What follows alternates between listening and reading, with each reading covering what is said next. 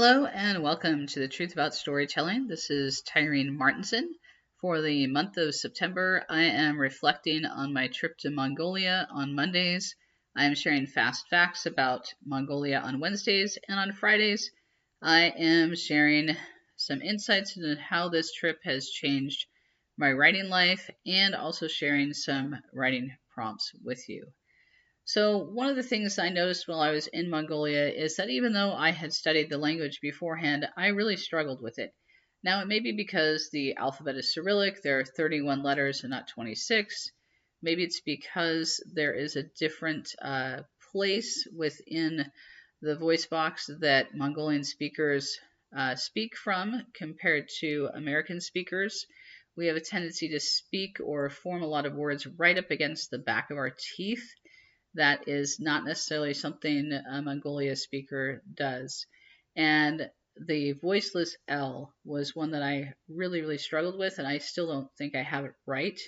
So in the word thank you, there is a voiceless L. And it's like baihla, baihla, baihla. But I know that I'm not saying it quite right. But that's the word for thank you. And I think when I got to that place in my language learning app, I was really struggling with it, and I was also struggling with the phrase uglunimend, which has that L in it again. So I know I'm not actually saying the L quite right because I'm putting that L sound to it, and it should be voiceless or fricative. And so I really struggled with that, but thankfully all Mongolian people that I spoke to and attempted to use the words uglunimend, which is good morning, or baihla, which is thank you. Most Mongolian speakers were really gracious and kind to me and tried to help me say it a little bit better. So I'm really thankful for that. But thinking about that and also finding out that I had used a word that actually people find offensive and I didn't know it was offensive, that made me really think about how we speak to each other and what can happen when there's a difference in cultures that come up against each other. And maybe we have words that sound the same, but mean very different things.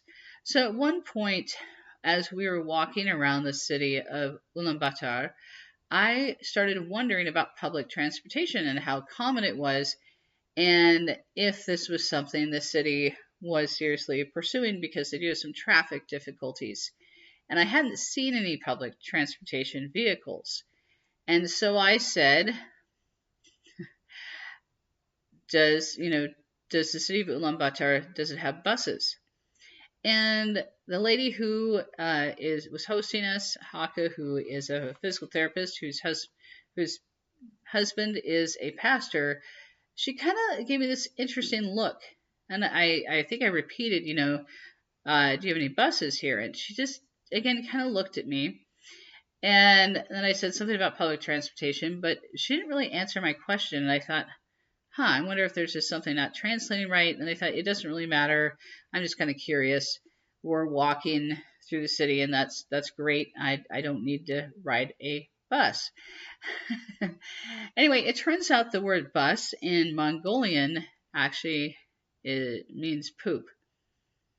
So I can imagine what she wondered I was asking about as we were walking around the city, and I was trying to figure out if they had any public transportation.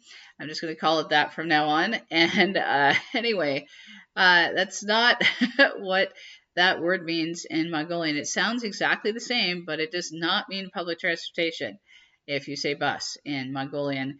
So she did later explain that to me because she figured out what I actually meant, and she told us that we did not want to use the term bus, and we definitely did not want to use the term minibus, because mini means my, and then bus means poop. And if you say you're looking for a minibus, then yeah, and you get the idea.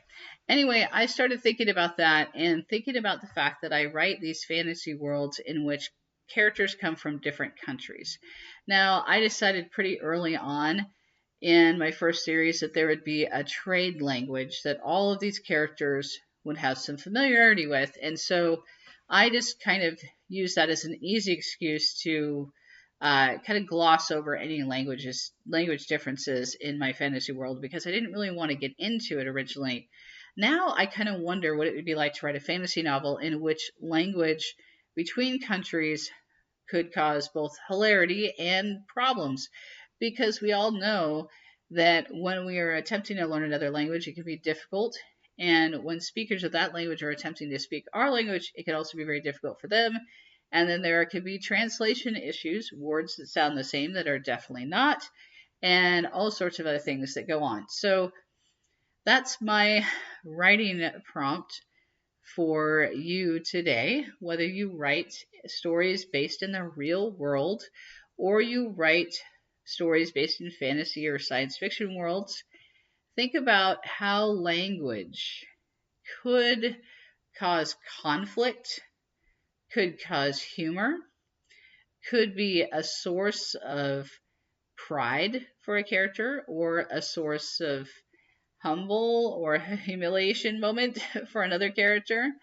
And think about that when you're writing. Is there a place where you could insert a difference in language to really increase the conflict in your story or to give your characters a more nuanced kind of development as characters? Is that an interesting thing you would want to play with, or do you want to do what I did when I first wrote my fantasy series? I thought, oh, they're from different countries. They probably have different languages. I'm just going to give them a trade language. Yeah, it's good. It's easy. There'll be a trade language. The problem with that is I never decided where that trade language came from.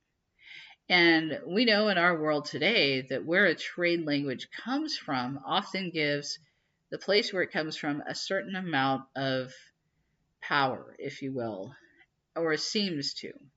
So one of the most widely recognized and spoken languages around the world today is English. And in a way, it gives English a certain amount of power. It gives native English speakers a certain amount of power in those relationships, in those trade partnerships that they have. There are people all over the world trying really hard to learn English so that way they can enter into business with English-speaking countries. And while I'm an American and I can say that that probably has definitely benefited me in my life, I don't know if I think that's fair, really. And I kind of wonder about it sometimes, especially as I have tried to learn other languages and I'm not good at it. Like, I think I can mispronounce words in English, even though I've been speaking it all my life. And so I know when I go to speak words from other languages that I tend to mispronounce things. And I hope and pray that people will be gracious to me and forgive me and work with me because I'm really not very talented at it at all, no matter how hard I try. It's just not easy for me. And it's interesting that it's not, because way back, like way back, when I was 13 years old, I took a foreign language class at my junior high or middle school in today's terms. And the teacher actually thought I was quite talented at learning languages. We actually studied 4 languages in a semester, and I did really well in that class. I got like an A plus, and she wrote me a note, and I think she wrote my parents a note about how I should go into languages when I got older. And now I'm older, and I think I might be maybe one of the worst people at learning languages. And I think I simply just lost the skill because I stopped practicing.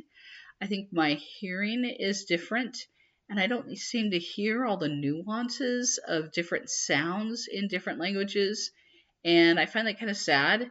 But when I go to a different country, I still try to learn at least 2 or 3 phrases, and I'd ideally like to learn like a dozen or 2 dozen or 3 dozen phrases to get around. I would love to be at the point where I could say I could speak 100 different phrases in another language before I went to visit the country where it was spoken.